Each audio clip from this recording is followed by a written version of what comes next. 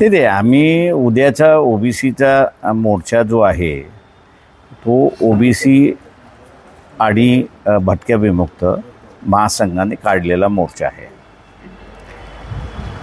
त्या मोर्चाचे असणारे जे प्रमुख आहेत किसन चव्हाण आणि जिल्ह्यामध्ये त्यांनी असणाऱ्या कमिट्या स्थापन केलेल्या आहेत। त्यांनी मला असं निमंत्रण केलं की मोर्चाला आपण यावं। माझा आज परभणीचा दौरा होता, त्याला जोडूनच नांदेडचा उद्या ओबीसीचा मोर्चा आहे, म्हणून मी त्यांना म्हटलं की मी असणारा त्या मोर्चामध्ये सहभागी होतोय किंवा माझा असणारा त्या मोर्चामधला उद्याचा सहभाग आहे।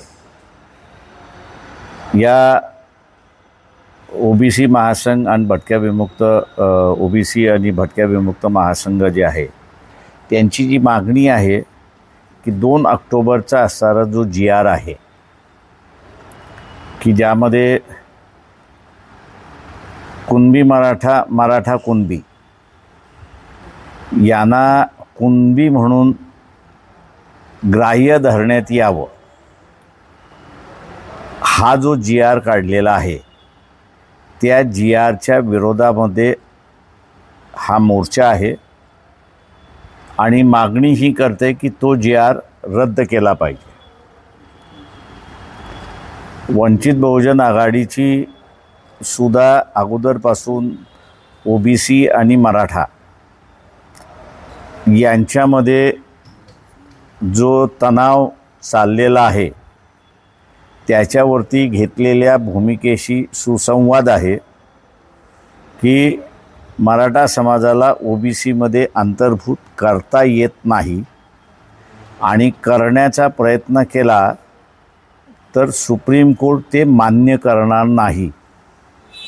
2 वेळा सुप्रीम कोर्टाने मराठा समाजाला ओबीसीमध्ये अंतर्भूत करण्याच्या दृष्टीने महाराष्ट्र शासनाने केलेले प्रयत्न हे मान्य केलेले नाहीत आणि विरोधी निर्णय दिलेला आहे।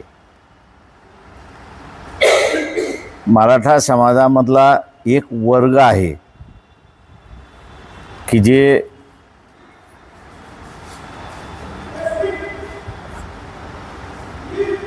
निजामी मराठा जो आहे आणि रयतेतला मराठा जो आहे, हे जोपर्यंत मराठा समाज ऐकत नाही, स्वीकारत नाही, तोपर्यंत मराठ्यांना न्याय मिळणार नाही अशी असणारी परिस्थिती आहे।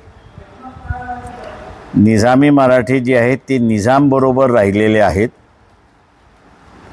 आणि रयतेतले मराठे जे आहेत ते शिवाजी महाराजांबरोबर राहिलेले आहेत।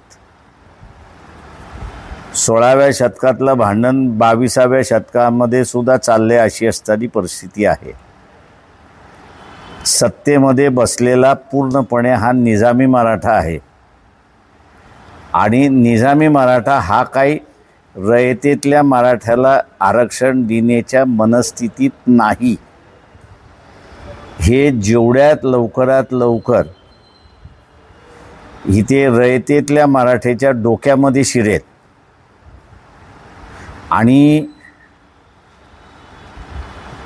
लग्नाच्या भाषेमध्ये म्हणायचं झालं तर निजामी मराठ्याकडून जोपर्यंत तो फारकत घेत नाही तोपर्यंत रयतेतल्या मराठ्यांना आरक्षण मिळणार नाही आणि न्यायही मिळणार नाही। 2 गोष्टीने आहे, एक तर आरक्षणही नाही आणि दुसऱ्या बाजूला हा जो रयतेतला मराठा जो आहे तो 2, 3, 4, 5 एकरवाला आहे। रयतेतल्या मराठ्यांमध्ये असणारा श्रीमंत मराठा नाही आणि म्हणून आपण बघत असाल की देशभरामध्ये सपोर्ट प्राइस जो आहे, मिनिमम सपोर्ट प्राइस शेतीला जाहीर केला जातो, त्याच्या संदर्भातला कायदा करावा, त्याच्या संदर्भातला कायदा करावा ही जी मागणी आहे ही मागणी सुद्धा निजामी मराठा स्वीकारत नाही अशी असणारी परिस्थिती आहे. आणि फारकत घेतल्याशिवाय या रयतेतल्या मराठ्याला त्याची आर्थिक आणि सामाजिक परिस्थिती सुधारणार नाही अशी परिस्थिती आहे.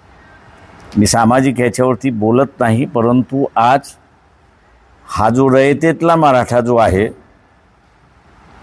सामाजिक परिस्थिती एवढी वाईट झालेली आहे की पूर्वी 20व्या 22व्या 25व्या वर्षी रयतेतल्या मराठ्यांच्या मुलाचं लग्न होत होतं, पण आज 30शी ओलांडली असली तरी लग्न होत नाही अशी असणारी परिस्थिती आहे. तेव्हा हा रयतेतल्या मराठ्यांचा सामाजिक प्रश्न आहे. तो सामाजिक प्रश्न निजामी मराठा हा काय मान्य करायला तयार नाही आहे. कारण निजामी मराठ्याला माहीत आहे की ज्या दिवशी आपण यांचे प्रश्न सुटवले तर आपल्या हातातली सत्ता गेली आणि रयतेतल्या मराठ्याच्या हातामध्ये सत्ता जाईल. या भीतीपोटी रयतेतला मराठा हा दरवर्षी लंगडत, रडत, झुरळत आयुष्य जगेल हेच या ठिकाणी पाहायला जाते. तेव्हा आता असारा रयतेतल्या मराठ्याने ठरवायचं आहे की त्यांना बदल पाहिजे आहे की नको आहे. ओबीसीच्या लढ्यामध्ये आम्ही ओबीसींबरोबर आहोत, वंचित बहुजन आघाडी. तर का आम्हाला ओबीसीलाही न्याय द्यायचा आहे आणि रयतेतल्या मराठ्यालाही न्याय द्यायचा आहे.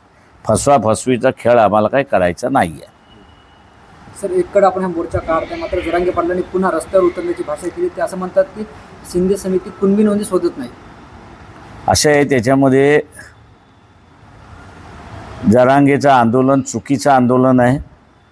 ते रयतेतल्या मराठ्यांवरती फक्त लोकसंख्येवरती चालतं, पण त्याचा असणारा सगळा निधी जो आहे हा निजामी मराठा पुरवत असल्यामुळे जरांगे पाटील सुद्धा ज्याला आपल्याला म्हणता येईल की रयतेतल्या मराठ्यांचा प्रतिनिधी नाही, तो या निजामी मराठ्यांचा प्रतिनिधी आहे. त्याच्यामुळे ज्या तऱ्हेनं ओबीसीची अवस्था झालेली आहे की त्यांच्याकडे एकही नेता असा नाही की जो ओबीसीसाठी लढू शकतो, त्याच पद्धतीने इथे निजामी मराठा याच्याकडे लीडरशिप आहे, परंतु रयतेतला मराठा जो आहे त्याच्याकडे लीडरशिप नाही. आणि म्हणून दोघंही गोटांगळ्या खात आहेत अशी परिस्थिती आहे. छातीवर गोळ्या घालायला तयार आहे, मात्र कर्जमाफी घेतल्याशिवाय हटणार नाही असं बच्चू कडू आहेत वरच्या विदर्भात. लय वल्गना बघितलेली आहेत मी. त्याच्यामुळे लोकांनी असा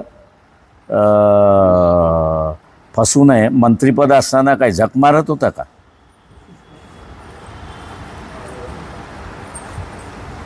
थँक्यू. चला. काल नांदेडमध्ये एका शेतकऱ्यानं मुदखेडमध्ये तहसीलदाराची गाडी फोडली. जय जवान जय किसान असं घोषणाबाजी केली. माझं म्हणणं असं आहे की सगळ्या शेतकऱ्यांना माझं असणारं आव्हान आहे. कलेक्टर असेल, हा तुम्हाला मदत करू शकतो का? तर माझं म्हणणं नाही. त्याला आदेश झाल्याशिवाय, पैसे रिलीज झाल्याशिवाय तो मदत करू शकत नाही. लोकांचं अनैसर्गिक जे जीवन आहे हे पहिल्यांदा त्यांनी सोडलं पाहिजे. दुखणं कुठं आणि औषध तिसरीकडे. ते दुखणं कसं बरं होईल? इथे दुखणं आहे की ज्याला तुम्ही सत्तेवरती बसवलंय, तुम्हाला मदत द्यायची की न द्यायची तो सत्तेवरती बसलेल्याने निर्णय घेतल्याशिवाय अधिकारी कुठून मदत करणार? आणि म्हणून या सगळ्या शेतकऱ्यांना माझं आव्हान आहे, गाड्या फोडायच्या आहेत ना, त्या सगळ्या आमदार खासदार भारतीय सत्ताधारी पक्ष कोण कोण आहे? मग इथला शिवसेना एकनाथ शिंदेचा सत्ताधारी आहे, अजित पवारांचा सत्ताधारी आहे, BJP इथला असणारा सत्ताधारी आहे, या पक्षाच्या नेत्यांच्या गाड्या फोडा ना, तुम्हाला न्याय मिळेल. भलतीकडे दुखणं दुसरीकडं, औषध तिसरीकडं, हा कुठला सोल्युशन काढलाय? राज्यात आणि केंद्रामध्ये जर बघितलं, भारतीय जनता पार्टी असेल, राष्ट्रवादी आहे आणि शिवसेना एकत्रित आहेत. मात्र स्थानिक स्वराज्य संस्थांची जेव्हा निवडणूक समोर येते तर आपापसामध्ये आत्ताच वाद करून होतो. तिथे बघून घेतील, मला काय माहीत नाही, का मी काही त्यांच्या आघाडीचा सदस्य नसल्यामुळे मला काही माहिती नाही. थँक्यू सगळेजण, थँक्यू.